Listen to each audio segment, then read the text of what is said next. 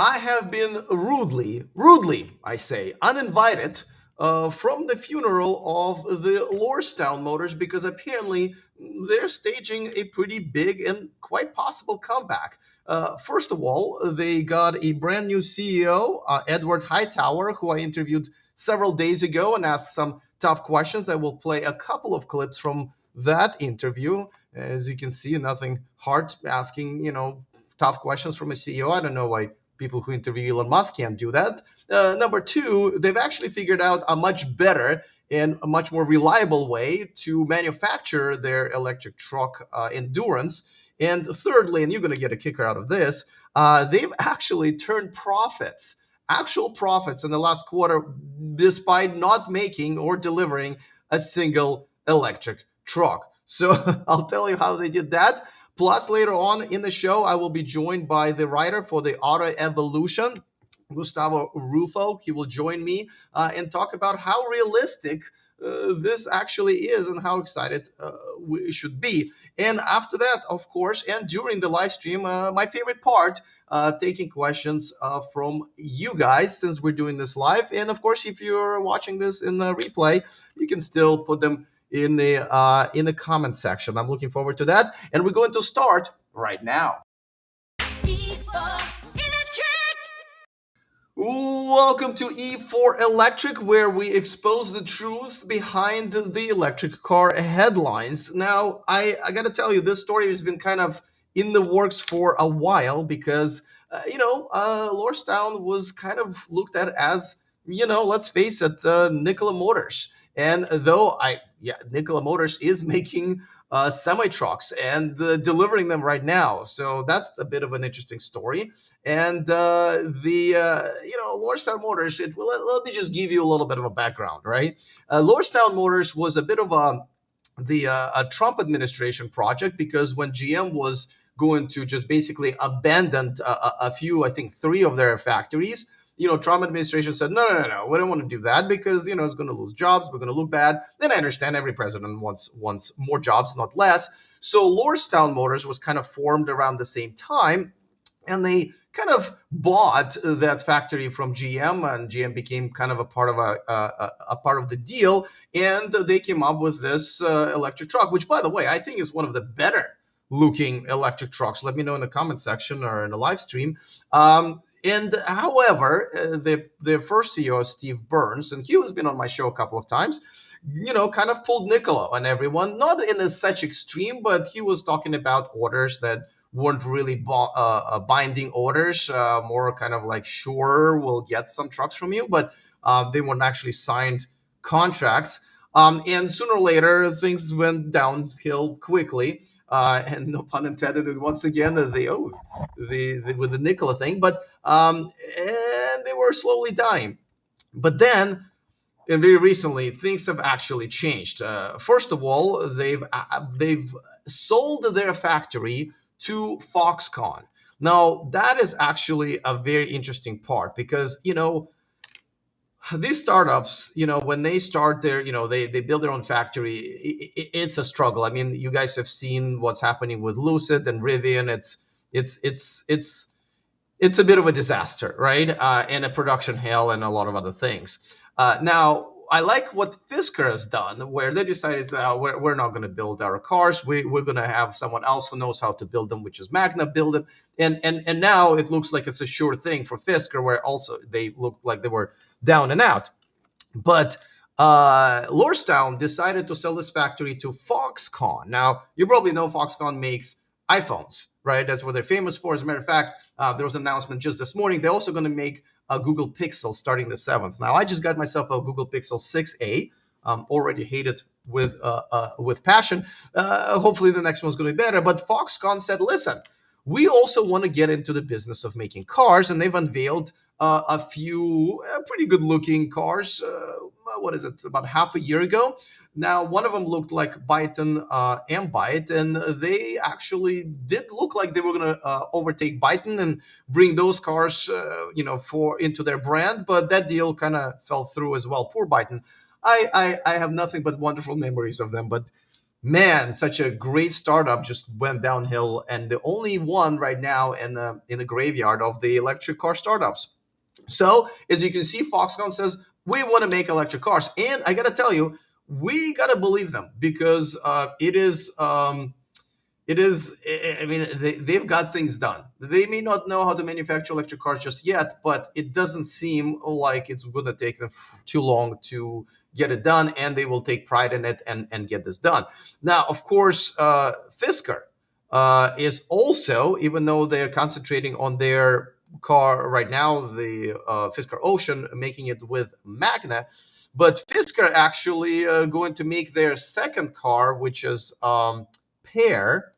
They're going to make it at that same Lordstown factory that Lordstown just sold to Foxconn.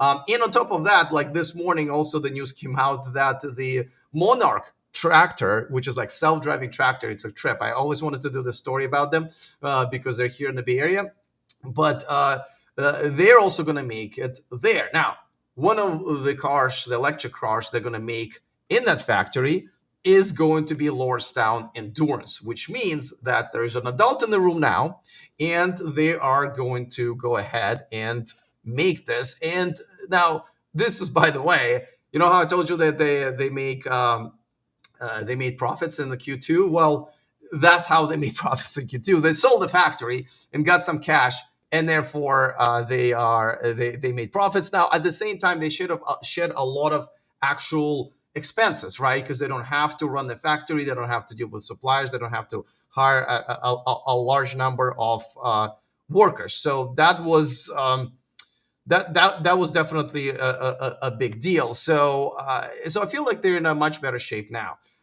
And it looks like the things are going to start happening. Of course, the new CEO, who, by the way, is kind of like Mary Barra with GM. Now, that's a great example, but much like Elon Musk or Peter Rawlinson, better examples, is a former engineer. So I think he will be much more on point with getting stuff done rather than getting on Twitter or on TV and so forth. Very nice guy, Edward Hightower. And like I said, we actually had a conversation because, unlike, Lucid and Rivian, they're not really afraid of me being critical of them. They actually invited me to talk to them remotely. And, me, I will ask tough questions. And, I kind of feel like a lot of times I ask questions on the behalf of my audience. So here's the question that I asked him. I have a lot of questions, but let's start with the biggest of them all, which I'm sure you've heard a lot since taking this position. You know, what do you say to people who basically say, Lordstown Motors is done. It will never make a truck. It's a scam. It doesn't exist. What do you say to them? Well, I just say watch the marketplace. As we said in our last earnings call, our plan is to start production of the Endurance in the third quarter of this year and for the vehicles to go on sale in the fourth quarter of this year. All right, so a few things.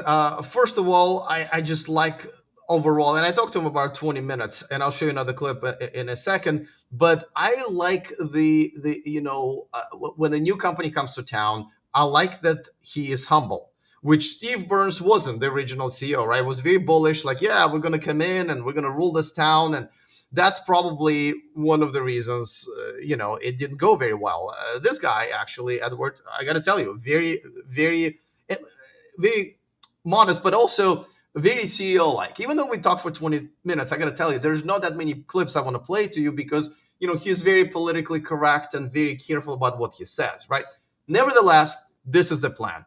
They're making prototypes now and testing them, and they're going to go in production in this quarter and start delivering at the end of the year.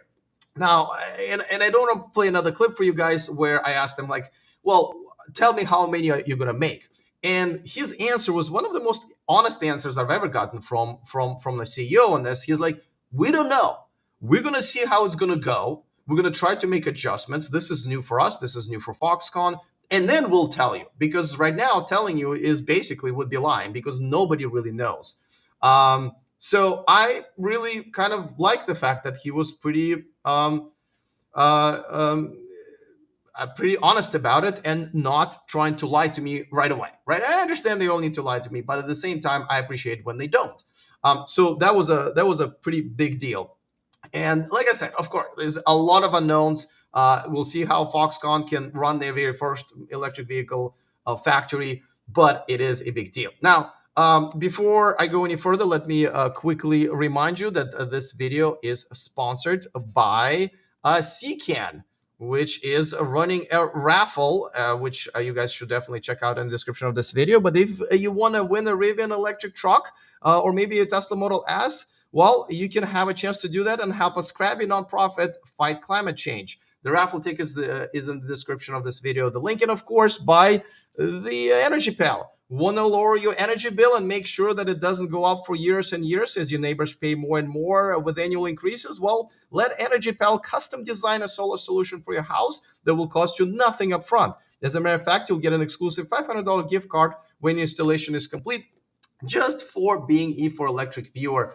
Both of those links in the description of this video. Check out the raffle. It ends pretty soon. And if this is going to be a really good time to install a solar, especially with a new bill that looks like has been passed.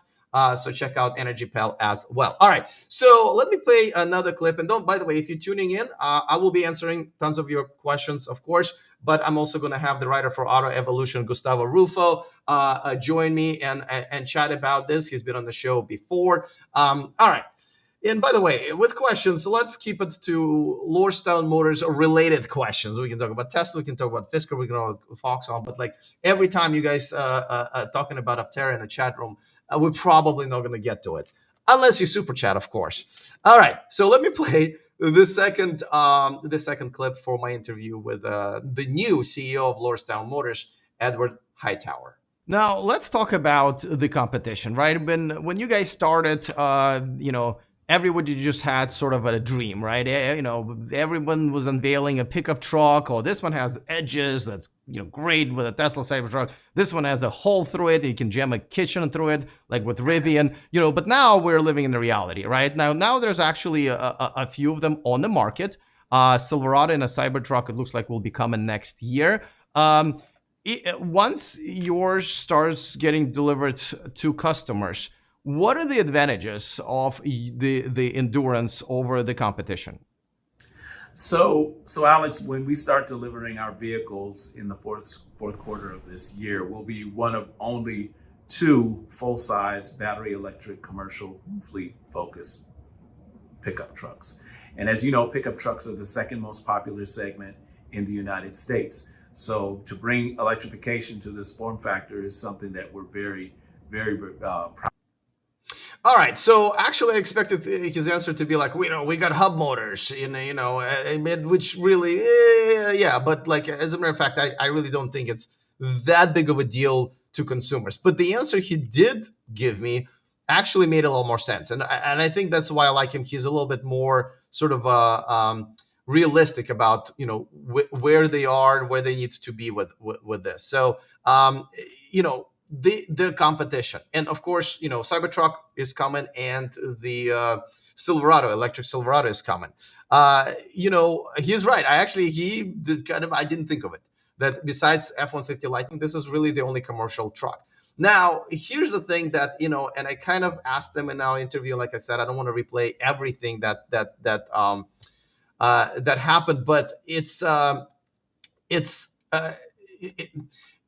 a pretty damn good decision for them to not deal with consumers, because you and I, the common folk, won't be able to buy this truck. This is for fleets only, and they are. I think this is a genius idea, because they don't have to, put a bunch of dealerships and service centers. They don't have to sell one at a time. In some cases they might, but they'll probably sell 5, 10, 20, 100 at a time. I'm sure they'll actually get quite big orders from bigger companies once this thing gets going, right? Imagine how much BS and how much money they will save just launching it as a business-to-business a type of a venture. So I like that as well. So yeah, is it flashy? No, it's not flashy. They don't have a factory. They're not going to be selling it at dealerships. There won't be huge unveilings and apps and all of that stuff. But as far as business that's trying to get an actual electric vehicle to the market, survive, make it, and actually move forward, all of these are pretty decent corrections from the course that they've taken before that. And I got to tell you, this is why I think, a lot of things can still happen between now and the end of the year. But this is, and with the new attitude, I think this is actually not a bad way to handle it.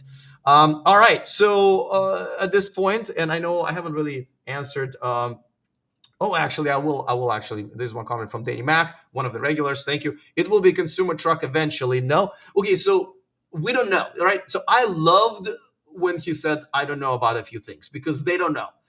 Probably. I mean, why wouldn't it be, right? Like if they're actually going to end up being pretty successful with it, it's yeah, I can totally see that. And then Donald says EV tractors are coming. Yeah, so the Monarch truck tractor, they're already making it, and like it's right here in the Bay Area. I was going to do a story about it, and just so many things have happened, but they're also going to be making the Lordstown factory, which is now Foxconn factory. So I applaud their efforts. But before we answer any more questions, I wanted to invite Gustavo Ruffo from, he's a writer at autoevolution, and talk a little bit about it, because he might have a bit of a different opinion about it than me. So Gustavo, welcome to the show. How are you? Hello, guys. Good evening. Sorry, good evening here because it's the afternoon for you. Yeah, it's all right. Well, so with everything that obviously you knew pretty much everything except for my couple of clips with Edward. Do you think this could be one of those stories like Nikola? People don't know that Nikola is actually making semi trucks and selling them right now, or Fisker, right? Where the company was down and out, and all of a sudden, a couple of new changes, a couple of new ideas, a little bit of sale here, all of a sudden they're back? Or do you think that this changes nothing? No, I think they have made some good progress here because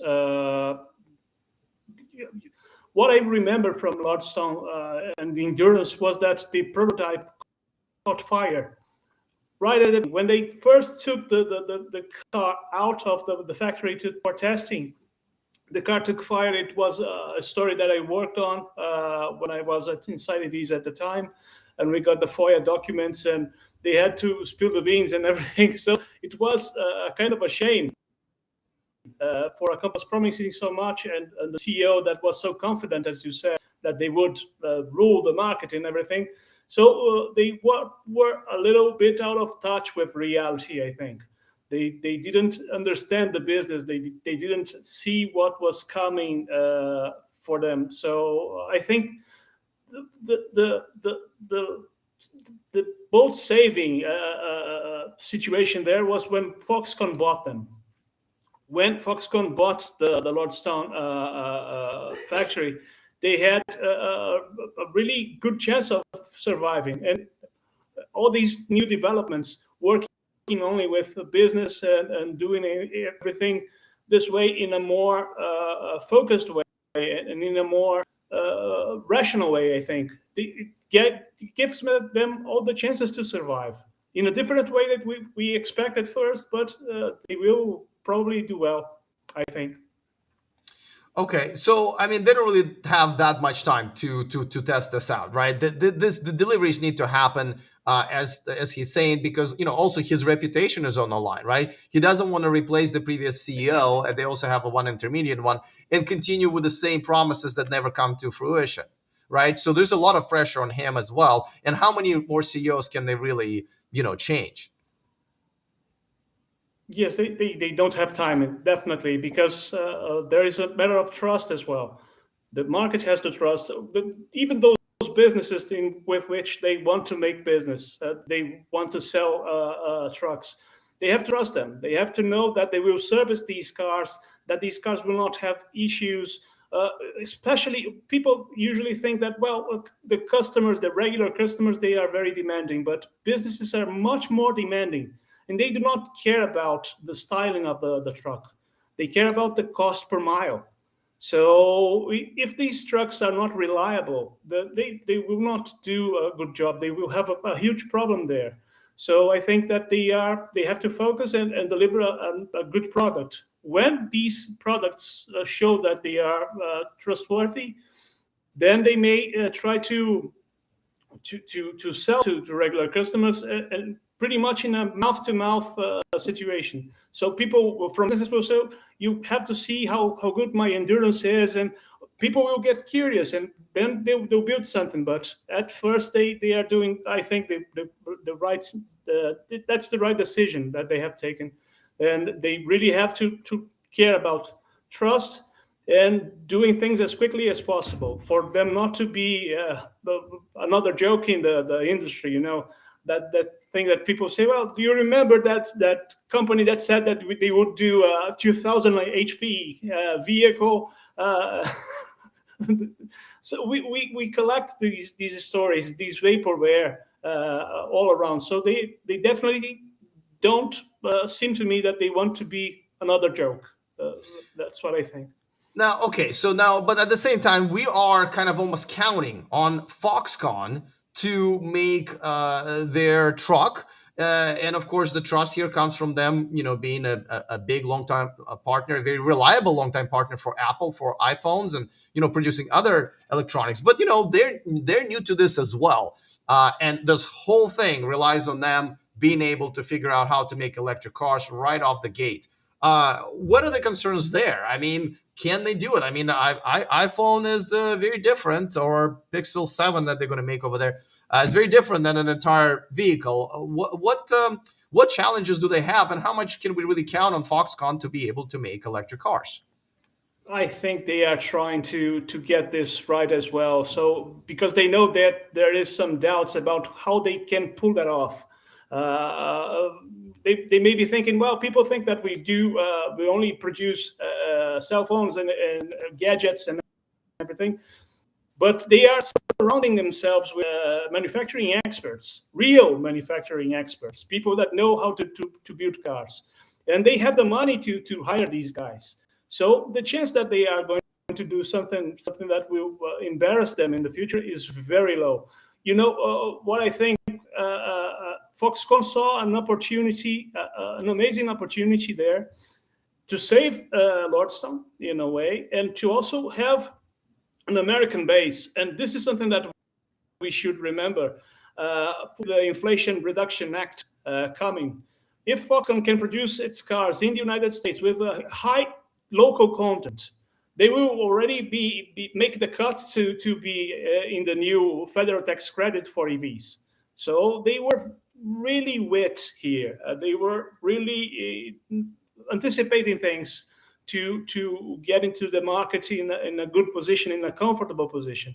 I am a little bit more concerned about the concept of the Lordstown Endurance, for example, because it has one motor for in each wheel, in-wheel motors the truck has. And these motors must be big, so the unsprung mass will be a concern. There are many conceptual stuff about this product that I'm really curious to see how they will solve, So Foxconn, I believe, may help them, although they do not have the experience. They are hiring the guys that have this experience. They have the money to put the right guys in the right places, So I think it's going to be a surprise for people that don't think that they will do a good job. I think they may surprise many, many people. Now, I know it's going to be sold to the businesses. Originally, I can't imagine they wouldn't offer it to common folk like us at some point if it does well. But let's talk about the competition. Where does this truck fit in terms of the competition? Man, with the competition getting stiffer now and the market getting more crowded, I don't know. I think that it should try to focus on something very, very affordable, including something to fit in the federal tax credit, the new federal tax credit, so that they could sell more. They could have this competitive advantage of 7.5 $200,000 to compete with the other incumbents, let's say so. Ford is already there. They are doing a good job, and with the F-150 Lightning. GM will soon get in this market as well. So I think when they made the first proposition to sell an electric truck, I said, well, what are these guys thinking? Because they are going to face Stellantis, they are going to face Ford, and they are going to face GM in the game that they are so used to playing. They sell thousands of vehicles every year, thousands of trucks. So I don't know. I don't know if it can offer something so different that the people will prefer to buy a Lordstown Endurance instead of an F-150.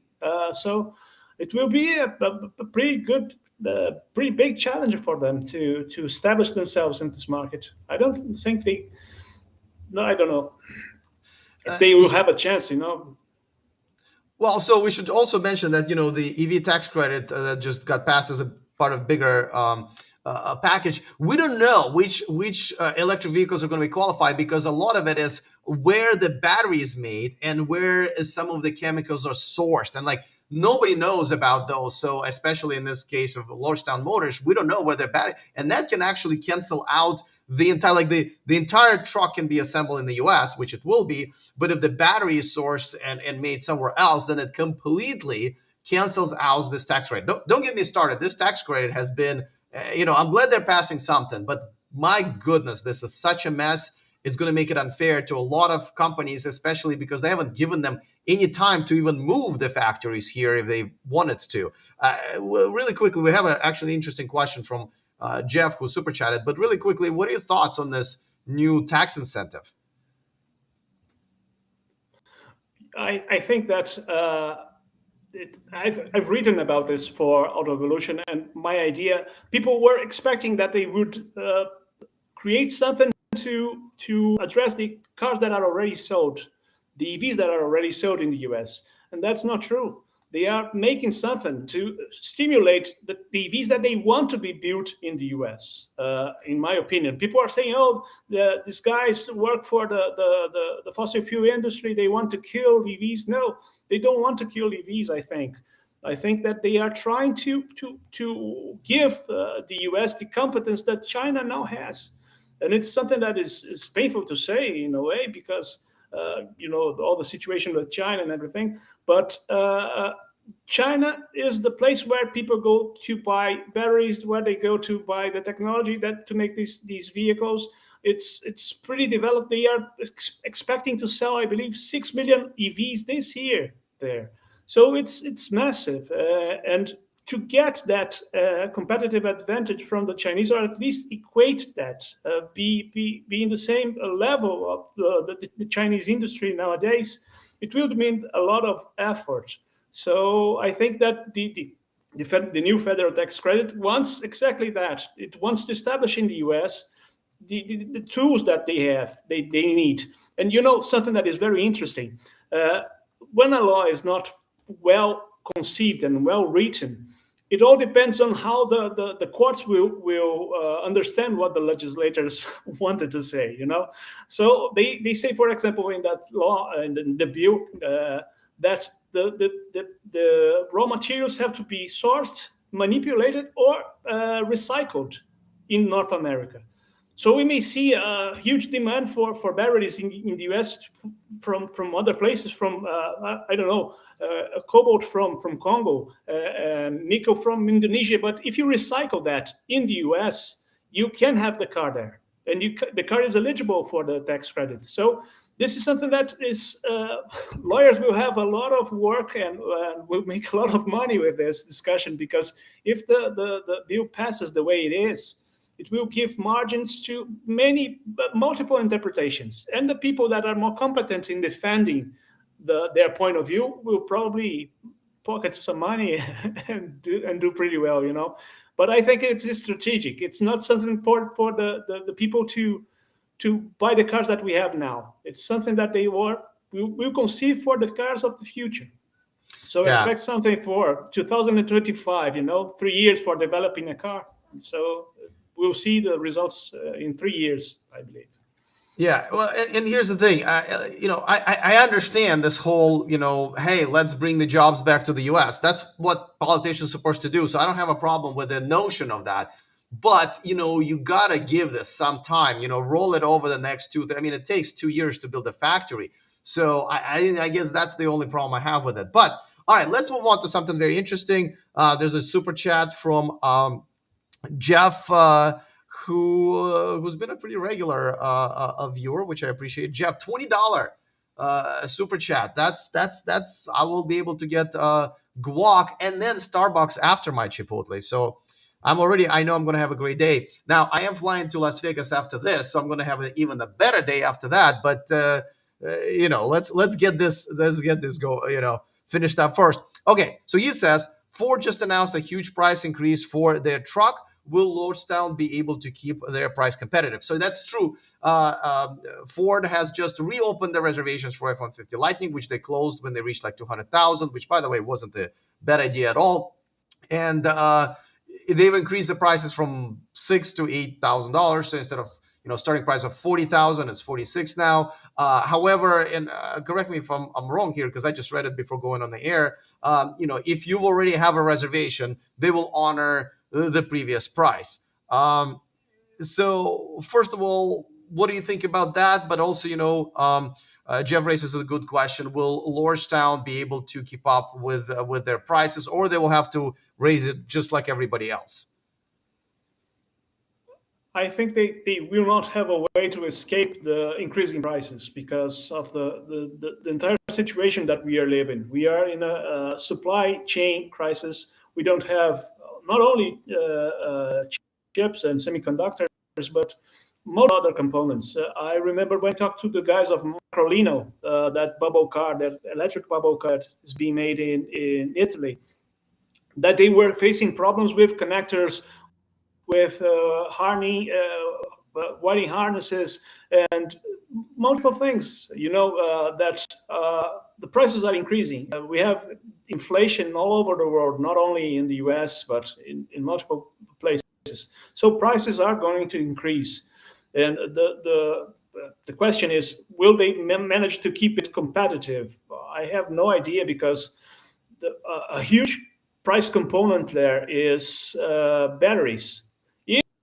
If Lordstown happens to have a good deal with Foxconn, and they manage to give these vehicle battery packs at an affordable price, then they will do so.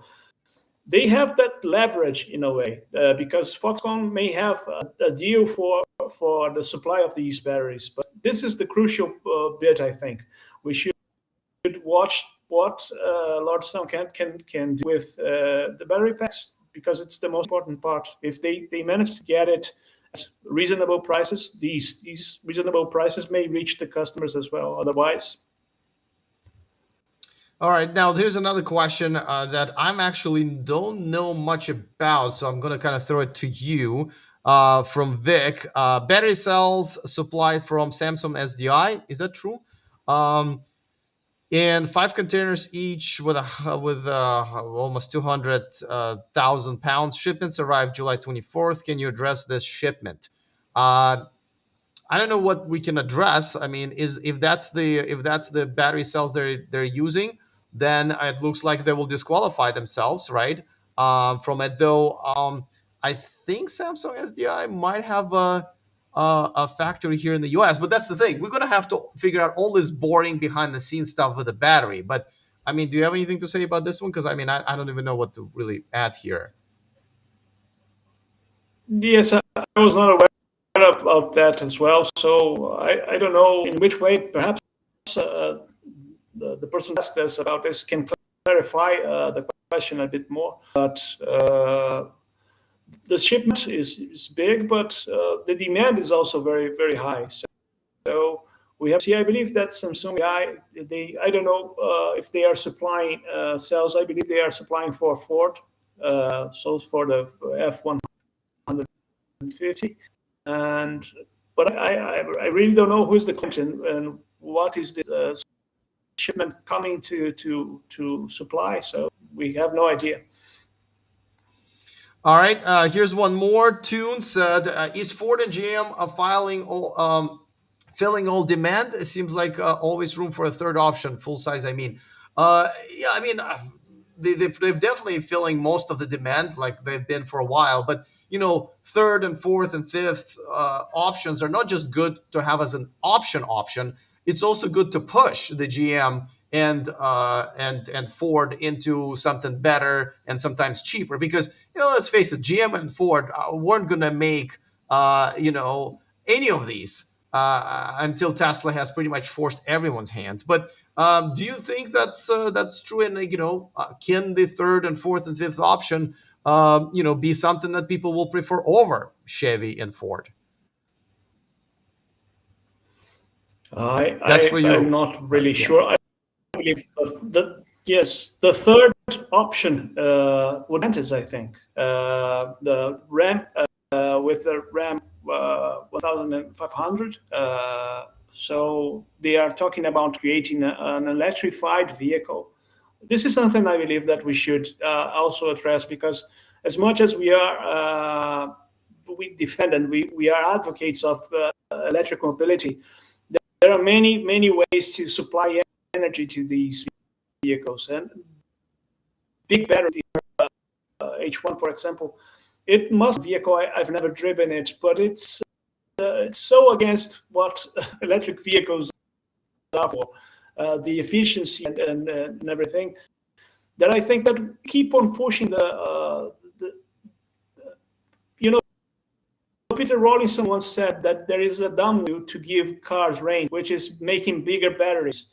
And we have to exactly go in the opposite direction, I think. We have to make these batteries smaller and more efficient, and because the vehicle, if it's also lighter, it will travel further. So we are in a crossroad here, because giving the vehicles only more batteries, we'll get to a point in which we'll have to mine much more raw material.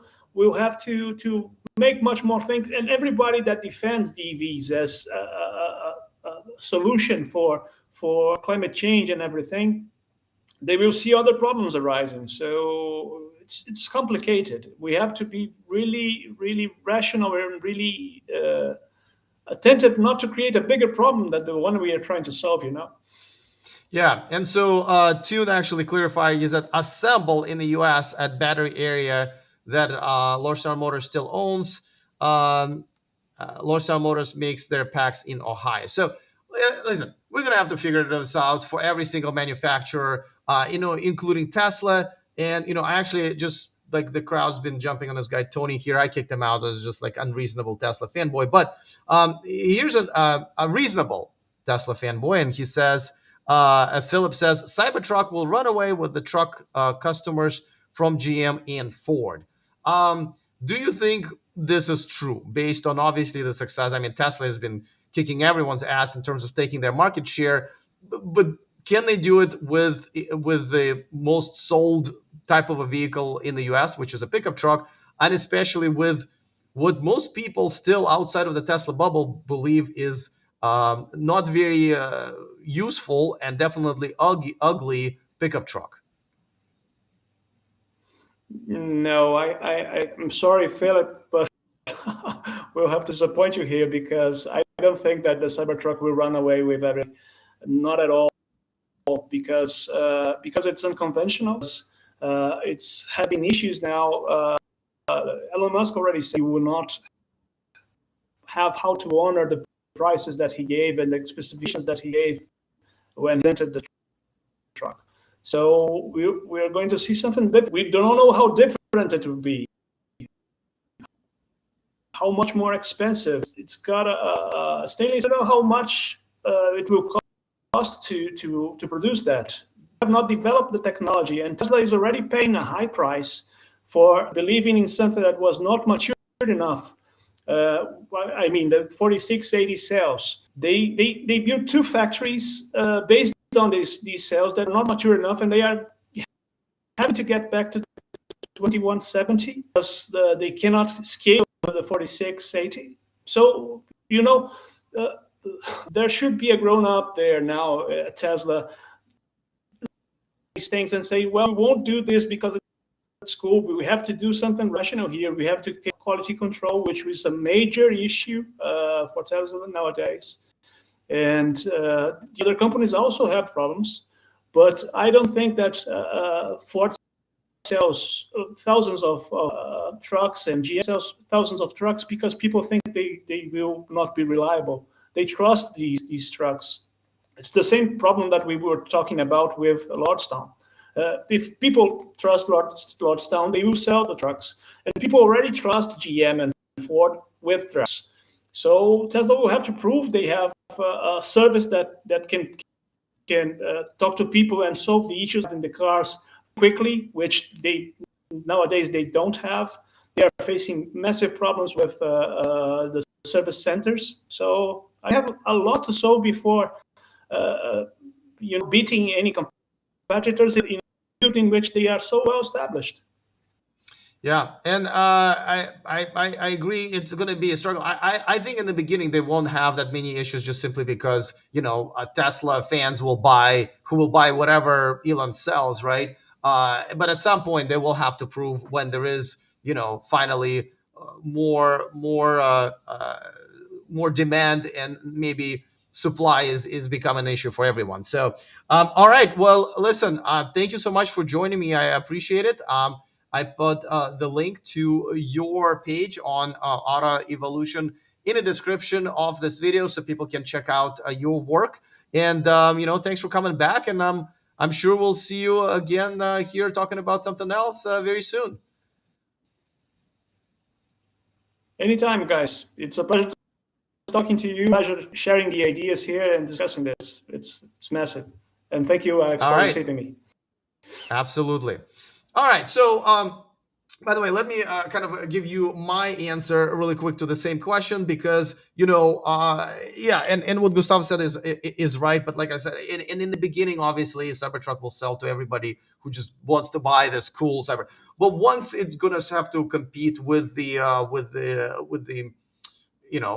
F-150s of the world, I think the conversation will change. And, obviously producing this truck is going to be really, really difficult. I mean, they've pushed it already several years. And we just because Elon Musk says it's going to be done next year, you're a fool if you believe really that. So we may not even see it until 2024, because it is not an easy truck to make.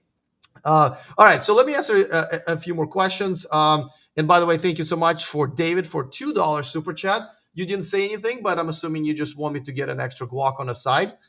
Message heard. Let's see. Nemahi said the specs will speak for themselves. The and. Okay, I don't like when people and anything with the and. There's never the and.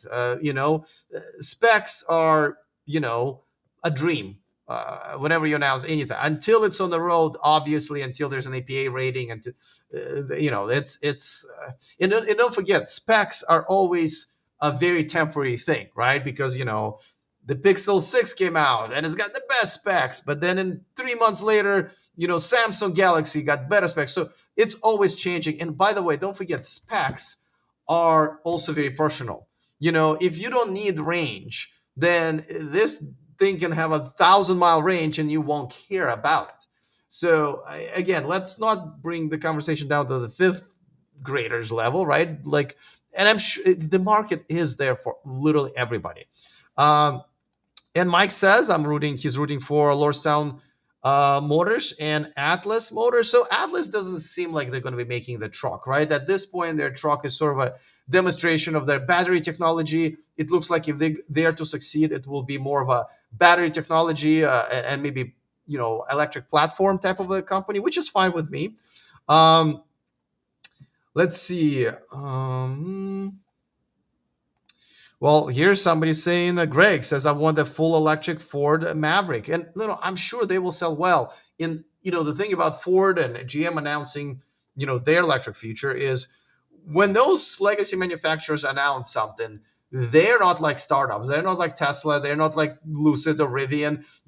They have a reputation to uphold of being, because for us, maybe legacy manufacturers are not, big deal. But for 95% of people, they will only buy from them, right? Because that's what they know. They're brand loyal. Some are not. But just general idea of the manufacturer being there for decade and a decade and having dealerships and service centers, it is a big deal to people, which it should be. And I got to tell you, once I switched to Volkswagen, for example, I enjoy being able to schedule an appointment very quickly and having a service center or a dealership within always 10 or 15 minutes from me. There are many perks of buying from a legacy manufacturer.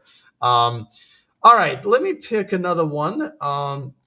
My point is that there's demand right now for everything. That's just, it's going to be about another year until the supply chain issues are resolved, the chip shortage is over. It's going to be a while until we even any of these manufacturers face a demand problem. All right, Melody of 1974 says, do you think it was a disservice not to include three-wheeled vehicles or e-bikes in the bill? Listen, I think there's a lot of disservices in this bill, including, the absolutely no time given for manufacturers to bring their either battery or manufacturing to the United States if they want to get that credit. I feel like that should have taken effect 2 or 3 years from now. So, you're not punishing them, but you're encouraging them. And this really just looks like a punishment. Plus, you're still punishing Tesla. Okay, let me get rid of the a spammer really quick. There you go. Okay, and there you go. Okay, so I totally lost my train of thought. Oh yeah, so the EV bill. You're punishing Tesla, which is the leader in electric vehicles. Without it, we wouldn't even be thinking about this bill. So I think it's a huge disservice not to have. I don't know what's going on with my B-roll today. Sorry guys. The software I'm using has been really, really good until it became not very good. So it depends how you look at income equality, right? To me, because this is a tax credit, even though you don't really even have to pay that much in taxes to get the tax credit. So essentially, this is just point of sale rebate. To me, if you're paying taxes, and this is based on taxes, you should be qualified. There shouldn't be a cutoff, for anybody at all. So, there's what they did with it. They fixed the cutoff for people who didn't pay enough taxes. Though I think in that case they shouldn't be buying a brand new anything really. But that's a whole different story. So, I don't like that part of the bill at all. This is like, people scream, "We don't want communism in here." But honestly, I came from a communist country. This is exactly what it is. It's wealth distribution, right? But I want to get into the political conversation. I'm just saying that a lot of things are completely unreasonable in this bill. I'm glad we kind of had something, and obviously this bill includes a lot of other good things for green energy and just in general the United States. But but at the same time, three-wheel vehicles and e-bikes, these to me are not necessary vehicles, right? If you need a car in a lot of, 99% of our country, we need a car to go to work, to drop off the kids to school, to go to Chipotle, one of the most important tasks of the day, of course. But the three-wheeled vehicles and e-bikes, first of all, everybody should be able to afford even a cheap e-bike or used e-bike. There's no reason to incentivize that. But could have been in there. Would I complain if there was an extra $500 off of these vehicles? No, it's great, but I don't really know if that's my biggest complaint with this bill. So that's what I have to say. All right, another super chat. Now I don't even know what money this is. RON, 50 of RON. Somebody Google it for me, please, if you don't mind. But either way, thank you, Lucian. Rooting for the Lordstown truck for the in-hub motor implementation and to watch Sandy Motor tear it apart. An ICE EV swapping kit would be awesome. Any new Sandy episodes coming up? All right, that's a lot. So yes, on rooting for any new manufacturer that's going to be producing, especially new in-hub motor technology, but generally speaking, electric vehicles. And yes, I would love to see Sandy Monroe tear apart and see what it's like under there. But as you probably know, Sandy Monroe has not been on the show for a while, and it won't be. And it was a conscious decision. I do have. I was interviewed for another channel just recently, and I kind of explained everything. And I don't want to go into too many details, but it was, my choice at first. And then, when I talked to Sandy about it, he was kind of told me that, yeah. Let me put it this way. And I'm just going to make a general statement. When you come on my show, I don't mind you having a different opinion. As a matter of fact, if you have a different opinion than mine, you're absolutely welcome here. What you're not allowed to have here is to say things that are just not true. Just flat out not true, right? That's not an opinion. That just goes against facts.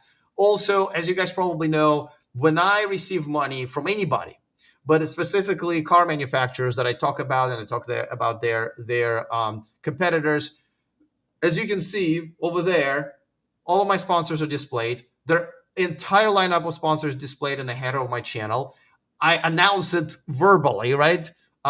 Who the sponsor is, and it's in the description of the video, very clearly labeled. So you can be blind or deaf, and you still would know who I'm taking money from. Now, you can also go into my library and see that just because I'm taking money from them, it doesn't they don't avoid me going after them. I, have never spoken poorly about ID4 until Volkswagen started sponsoring my channel, and same goes for VinFast and so forth. But if you come on my show and you talk about these manufacturers and you're taking money from them, or you have stock in them and you don't disclose that, that's a huge freaking problem for me. And you can't be on this channel after that. So I'm going to stop there. There's quite a few other things. I'll say one more. Actually, why not? Working with Sandy's staff was awful, honestly. And it really, that was one of the bigger problems for me in terms of behind the scenes. So Sandy's not coming back, and there's a good reason for that. His teardowns are still legit, I believe. Right? I know he takes money from different manufacturers, but for the time being, those I'm gonna assume are legit. Though when I did send him that accelerator pedal that broke off of the Rivian truck and asked to comment, he refused. So you take it as is. So that's as far as Sandy is concerned. But I only have a few minutes left. Thank you, Lucian, for the money. Ron is Romanian. Lou, says Mike. So okay, I don't know how much is in American dollars, but I appreciate any a contribution. And here's one from Mark, another $5. Thank you so much. Oh yeah, we've got to get some more likes this week. I completely forget about likes. Okay, we have only a few minutes left. We're only at 103, and we have 255 people watching. So before I go, please hit on a like button. If you have a super chat last second, please let me know, and I will get to you really quick and answer your question. Somebody did tell me, 50 RON to US is $10. That's not bad. I appreciate it. I'll take the $10. That's another Chipotle meal. So, all right. I gotta tell you guys, this time flies so fast, and this is my favorite part of the day is to chat here. And here's another one for 10 Romanian Luz. Thank you for your honest answer. You're awesome. Right back at you, my friend. I really appreciate it. Just like I said, this is one of my most favorite parts of the week. Second favorite this week, just because I'm literally in a few hours, I'm flying to Las Vegas. I lived there for part-time last year, so I'm going to visit awesome friends that I have, eat some of the great food, and go to piano bars that I like. So this is going to be a good couple of days, 48 hours, and I'm back to make the video for you guys for this Sunday. If you haven't seen my previous video, it's about Lucid. It's called Lucid. It's called Bad Haircut. I thought of it upon myself, so I thought I shared it right there in the thumbnail of the video. So, all right. Once again, let's see. Let me just kick one more person out just for fun, because the live stream is on. Nigel says, "Do you play piano?" No. I go to the piano bar to watch two people. It's like dueling piano bar. I don't want to say where, just because sometimes I say where I'm at and people show up, but because I want to just enjoy time with my friend. Here's another one. Last second one from Nate. Before I go, $5. It says, "Good afternoon. I'm getting a bit closer to getting my prototype made. I found AliExpress batteries and the US company for raw materials. Here's another garage-based startup. I wish Nate all the success. Maybe, who knows? Maybe he will be the next CEO of a major electric car startup. Always good to hear from you, Nate. The one of pretty much the biggest super chatter of this channel. All right, guys, I gotta go. Thanks so much for super chats. Thanks so much for to Gustavo Ruffo. The link to his work is in the description of this video. And of course, thank you to Edward Hightower, the CEO of Lordstown Motors, for chatting with me and giving us these great clips. All right, looking forward to all of your comments. Other than that, see you guys next time, and remember to stay charged.